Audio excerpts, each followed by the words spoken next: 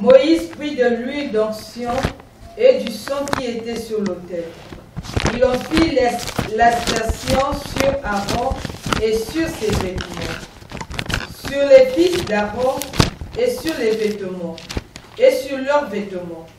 Et il sanctifia Aaron et ses vêtements, les fils d'Aaron et leurs vêtements avec lui. Moïse dit à Aaron. Verset combien? 31. Non, 30 seulement, ça va, merci.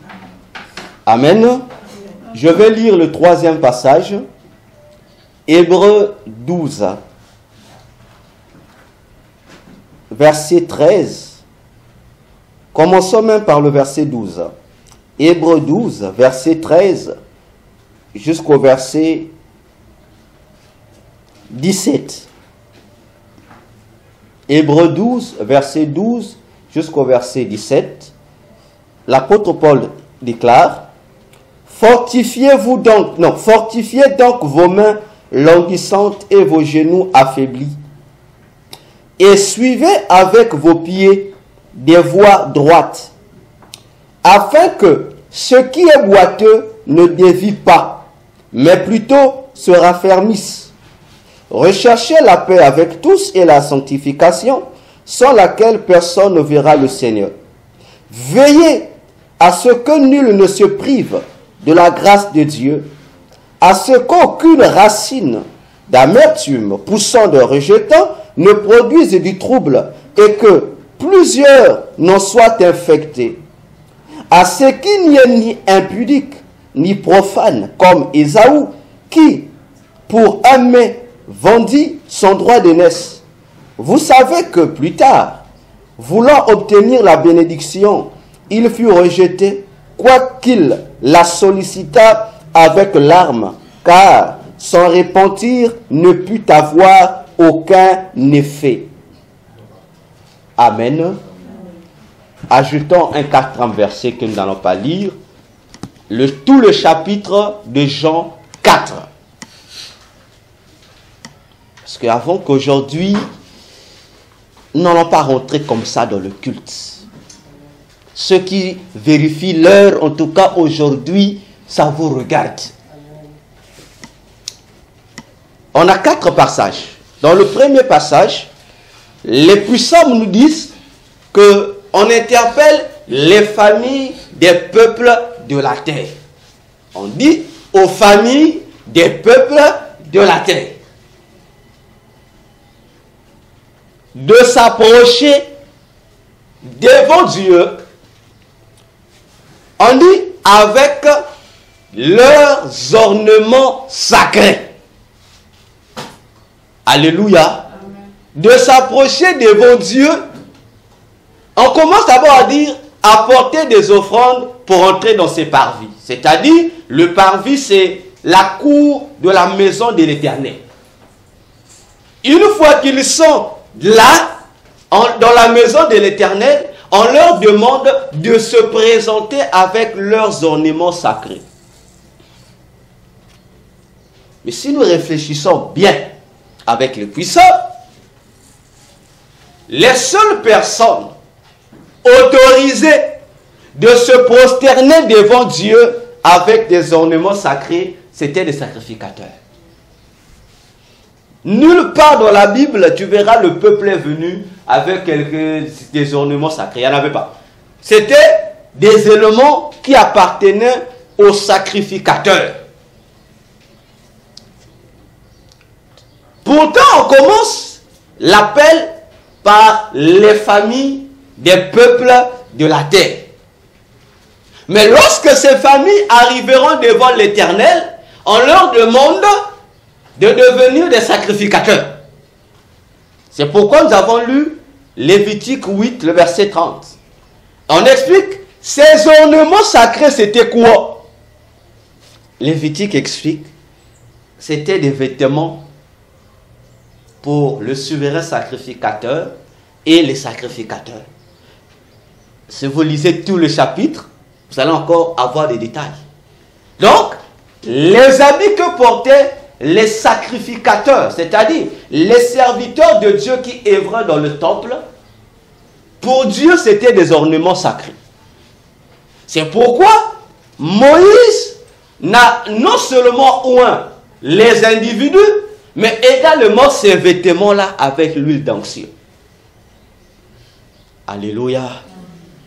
Donc, la pensée de Dieu veut que lorsque les habitants de la terre, les familles de la terre que vous et moi nous représentons, nous nous présentons devant son trône, que nous ne nous présentons pas comme tout le monde, que nous puissions nous présenter en tant que sacrificateurs.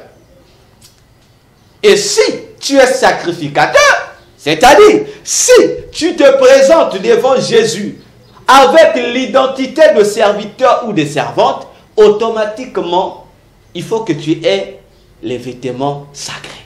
Autrement dit, les ornements sacrés. Alléluia. Amen.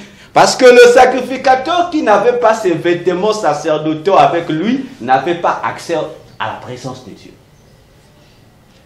Ces habits qu'il portait, c'était des bijoux qui avaient leur rôle, leur importance dans le service de Dieu. Alléluia. Amen. C'est comme maman Raï avec son chapeau. C'est son ornement. Alléluia. Amen. Et les habits là aussi étaient pareils.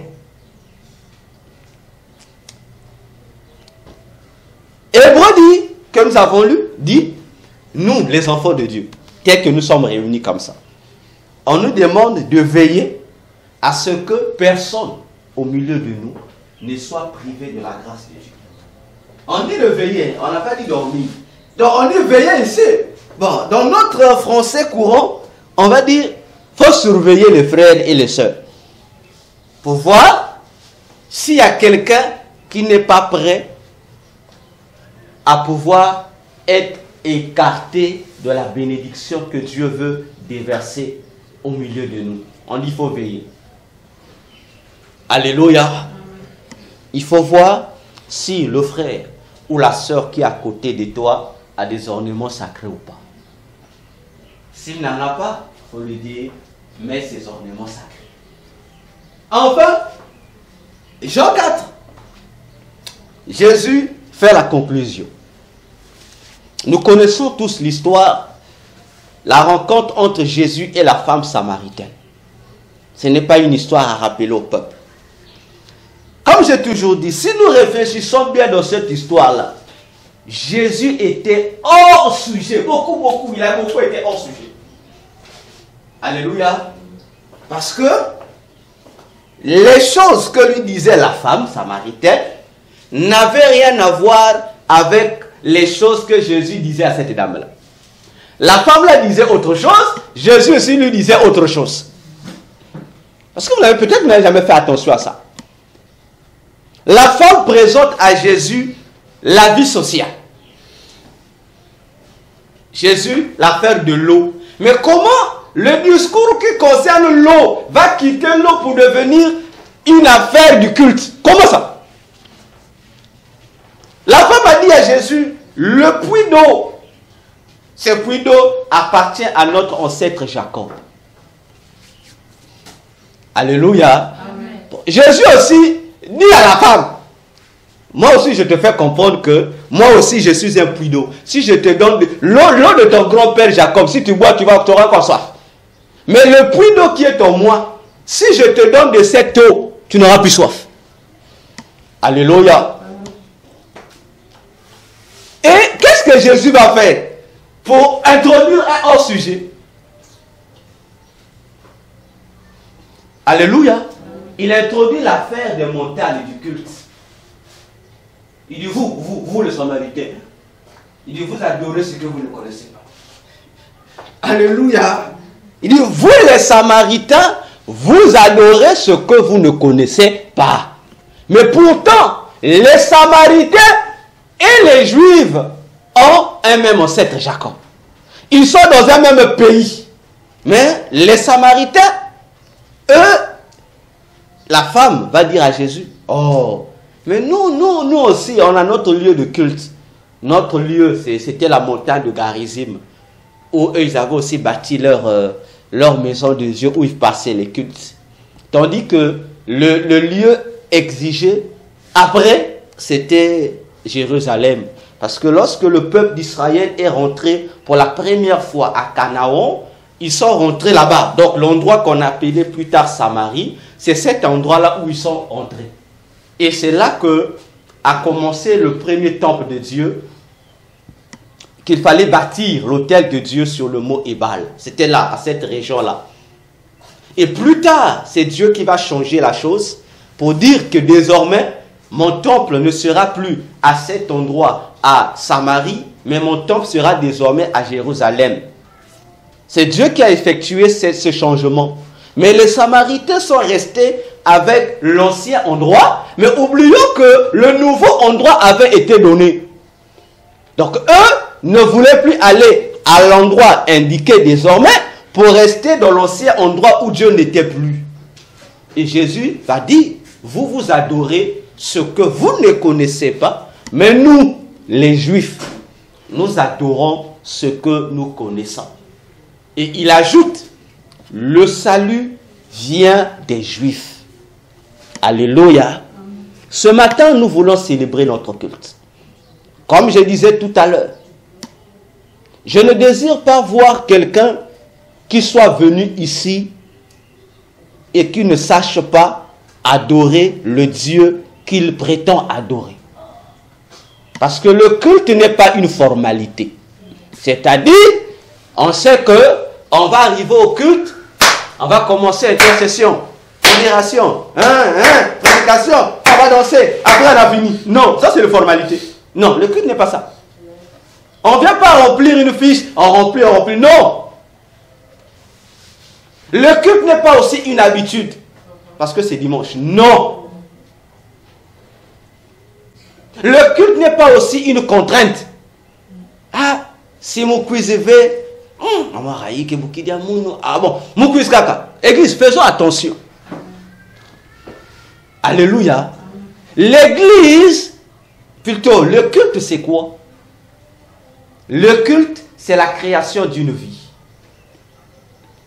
Le culte, c'est le rétablissement d'une vie détruite. C'est ça le culte. Le culte, c'est la bénédiction d'une vie. Le culte, c'est l'amélioration d'une vie. Le culte, c'est le perfectionnement d'une vie. Voilà ce que c'est le culte. Chaque fois que nous nous rassemblons dans la présence de Dieu, nous venons pour un seul objectif. Soit tu viens créer une vie qui n'existe pas, soit tu viens recréer une vie qui existait mais qui a été détruite, a été renversée, soit tu viens pour perfectionner une vie qui existe déjà. Voilà l'objet du culte. En d'autres termes, comme le dit la Bible, chaque fois que nous nous rassemblons, l'objectif c'est quoi? C'est recevoir de la part de Jésus ce que vous avez l'habitude d'appeler la gloire de Jésus. Alléluia. Parce que la gloire c'est quoi en fait? La gloire c'est comme le gâteau que maman Noura fabrique là-bas. On achète le gâteau, on amène, allez on partage le gâteau. C'est un seul gâteau, mais dans ce gâteau, chacun obtiendra sa part. Et lorsque nous allons manger la tranche de gâteau qui nous a été donnée, ce gâteau ne va pas nous donner les mêmes vitamines. Parce que si le frère Patrick n'a pas la vitamine A, bon, lui, le gâteau a la vitamine A, le frère Patrick obtient la vitamine A. Bon, toi qui as déjà la vitamine A, si tu ajoutes, ça veut dire que cette vitamine ne va pas t'aider. Donc, il te faudra un autre complément de vitamine. Alléluia.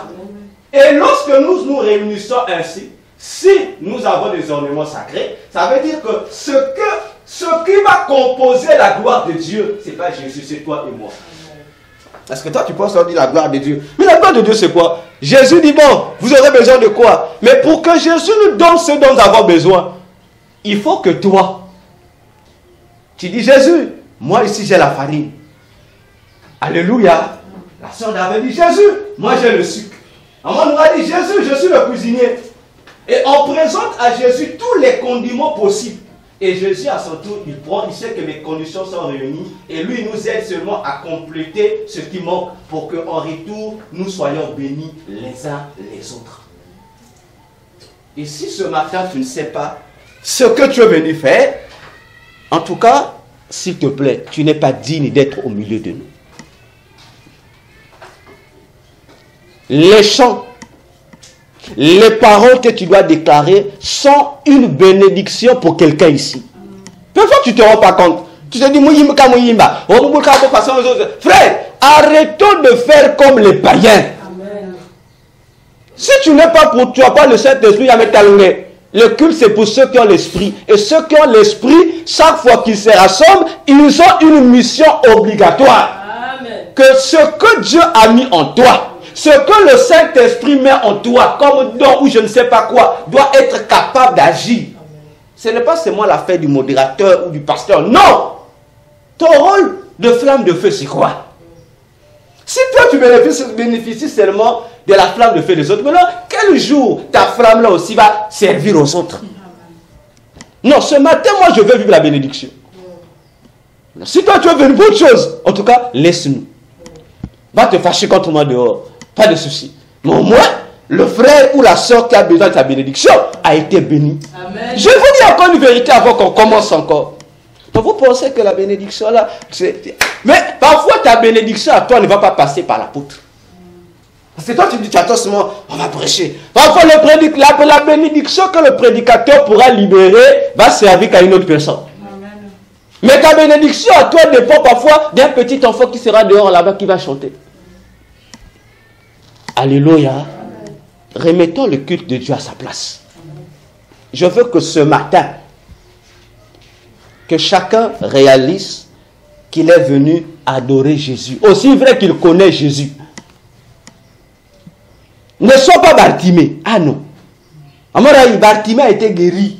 On n'a plus parlé de lui. On ne sait plus était parti où. On ne sait plus. Alléluia. Mais sois au moins du nombre de Pierre. Même s'il faisait semblant, je ne connais pas Jésus. Mais Pierre, toi tu dis que tu ne connais pas Jésus. Mais tu suivais Jésus partout. Pourquoi? Même tu as l'arrêté, tu le suivais pourquoi? Alléluia. Il a dit non, Moussa fait rien. Mais Pierre, mais si nous avons fait rien, il fallait que qui m'en fasse un pangi. Mais malgré ça, il était toujours là autour de voix. Il suivait toujours. Alléluia. Parce que Pierre savait, même s'il doutait pour lui, mais il savait qu'il connaissait qui était ce Jésus-là. Je préfère quelqu'un comme Pierre que quelqu'un comme Bartimée. Parce qu'à la fin, malgré qu'il a douté, en suivant seulement, on l'attendait quelque part. Lorsque le coq a chanté, Pierre a pris conscience. Ah, on m'avait dit, oh, qu'est-ce que j'ai fait? La Bible dit, il est allé se repentir amèrement. Et à son tour, il a fait ce que Jésus lui avait dit. Pierre, lorsque toi-même tu seras affermi, va affermir les autres. Mais Bartimée, Kotan Kwendaina, mais ça vient. Porté disparu. C'est resté dans l'histoire. Mais Pierre est resté. Jusqu'à... Il est resté. Alléluia. Ta prière a de l'efficacité. À moins que tu sois un chrétien bandit. À moins que tu sois un chrétien farceur. Alléluia. Ta santé doit être utile à Jésus. Ça a été utile la semaine à autre chose. Mais dans la présence de Dieu, faut doubler d'efforts dans la présence de Dieu. Alléluia. Soyons vivants. Il n'y a pas de fatigue, chaleur ou pas chaleur. Mon frère, la Bible c'est comme une chaleur. Parce que toi, ton problème, même si dans le bus, il y a des gens, surtout les mamans qui quittent la mer. Mais, toi, le sorcier que tu arrives à destination. Parce que la chaleur ne nous embrouille pas. Nous voulons ce matin former un seul corps. Que lorsque tu vas prier, ne regarde pas le frère Patrick là. Oh, frère Patrick, frère Patrick, on a une barre, on a suit. Mais le frère Patrick, on suit. Tu sais ce qu'il est en train de dire dans son cœur. Toi, sois sacrificateur à ton poste. Amen. Gère ton poste. Amen. L'homme, regarde seulement. Si tu vois à côté là-bas, moi Lovely, moi Pongi, ça c'est mon protocole. Donc on gère là-bas. On va réveiller. Alléluia. Amen. Parce qu'on veut vraiment vivre ce que les apôtres vivaient dans leur culte. On est en train de faire le culte. Il n'y a pas, non. C'est moi par un simple chant. Oh, avec métallique. Un simple chant. On n'a pas imposé les mains. C'est possible. Alléluia. Voilà pourquoi nous allons nous lever.